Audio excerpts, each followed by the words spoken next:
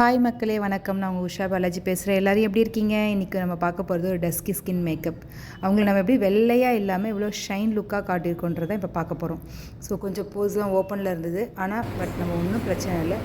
நம்ம ஸ்கின்னை ஃபுல்லாக நல்லா அழகாக கலர் கரெக்டெலாம் போட்டு நீட்டாக ஆரஞ்சு கலர் கரெக்டர் தான் யூஸ் பண்ணேன். ஏன்னா அப்போ தான் அவங்களுக்கு கொஞ்சம் நம்ம ஓரளவுக்கு ஷைன் காட்ட முடியும். அவங்க ஸ்கின் டோனை விட ஒரு டோன் கொஞ்சம் நம்ம கம்மியாக எடுத்து நல்லா பக்காவாக பிளெண்ட் பண்ணி மேக்கப் போட்டால் செம்மையாக இருக்கும். ஸோ இல்லை ஃபைனலாக பாருங்கள் எவ்வளோ அழகாக நீட்டாக வந்திருக்குன்னு.